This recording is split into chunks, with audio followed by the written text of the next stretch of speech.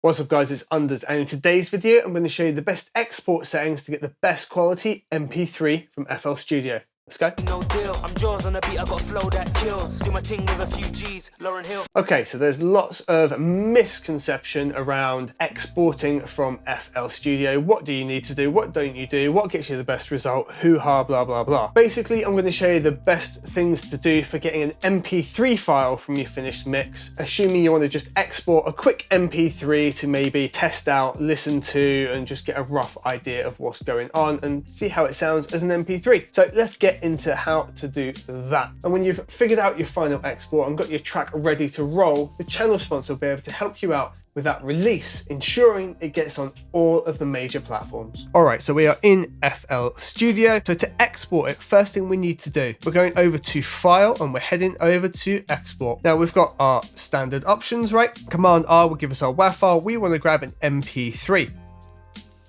So this is going to ask us where to save it. For this example, I'm going to bash it on the desktop, but for you, well, you save it to wherever you save your stuff. We'll call this FLP and we'll call it MP3 example. I'm going to stick that on the desktop. Happy days. So now it's going to give us all of these options to go over.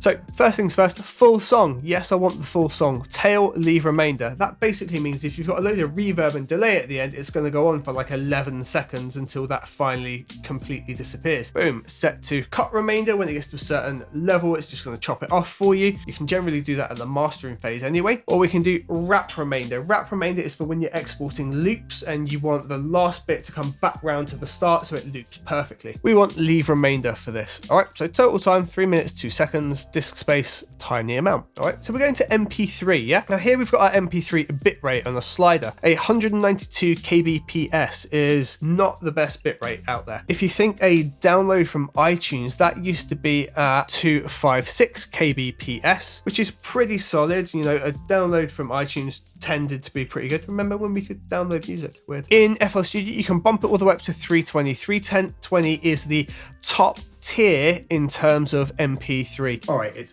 future Unders here. And what I forgot while I was recording this was Apple or iTunes used to do their files when you download them in AAC. So it was 256 kbps Apple audio compression, which was a different format style to MP3. And actually the 256 gave pretty much the same quality as the 320 in the MP3 format. It's a slightly different file conversion, gave a slightly different file size. So even though it was lower in kbps, it was actually very, very similar in terms of quality. It's the closest you're going to get to CD quality, although it is still a lossy format. It will sound very clear. It gives you a larger file size. As you can see, we're using 6.95 meg in space now. For example, if that was to be a WAV though, you know, you're going up to 37.58 for a 16-bit. Huge difference. So let's bring that back just to the MP3 bitrate at 320. Now, there's a couple of questions it's going to ask us, right? Quality, the 32-point sync. This has to do with rendering and samples that have been stretched, pitched and rearranged. If you haven't got samples that you've drastically pitched down, pitched up, chopped up, stretched out and generally mangled, you don't need to go too high on this. It will sound different with different versions and it will take longer with different versions. However, if it's mainly synth based and you've put a few loops in and you haven't mangled them to absolute high hell, you won't hear a difference between the different options. I got a fairly fast system. I will tend to just leave it on the 32-point sync for the most part. In those occasions where maybe I've really abused some sound or I've rendered in place and pitched down, things like that, you want to pump this up to the 64, the 128. If you've got a nice powerful machine, the 512 will be great. Notice when we change those, it doesn't change our file size. This is purely an algorithm to give you a better quality with that sampling side of things. All right, so we'll put that back on 32. HQ for all plugins. Absolutely HQ for all plugins. This allows them to switch on essentially their oversampling and things that would stop aliasing, all right? They might not always be in play when you're listening to your audio, just playing it as normal. You've often got an oversample button on some plugins that need it. This allows those to be switched on. It may affect your sound ever so slightly, but to be honest, it's generally going to sound clearer with it on. I tend to put oversampling on a lot of things. It's just how I prefer to work. But yeah, get that on. Now, dithering. Here's a big thing about dithering, okay? Whenever you're going from a higher quality to a lower quality, you want to dither. Dither adds a low platform of noise, which essentially hides the fact we're going from higher quality to lower quality. So we want to dither whenever we do that. Let's say you're, you know, everything in here is in 16-bit. I think it's actually probably like 24-bit, 44.1, any audio that's brought in. We're now going to crush it to an MP3. We definitely want to dither that. If I was exporting it to a 24-bit, 44.1 file again, there's no need for me to dither.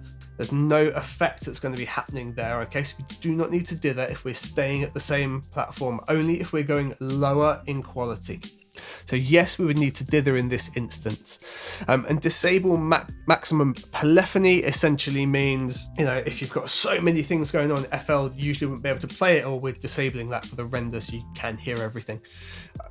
To me, that's a legacy option back when, you know, computers could barely do it and you had to do little chunks at a time.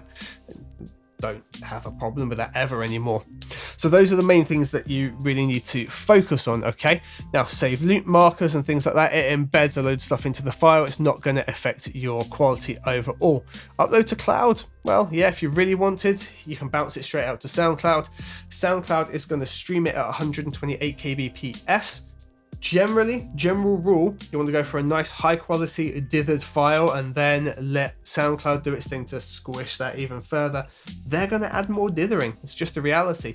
I find it much better if I upload a CD quality file. It's still going to sound bad on SoundCloud no matter what you do.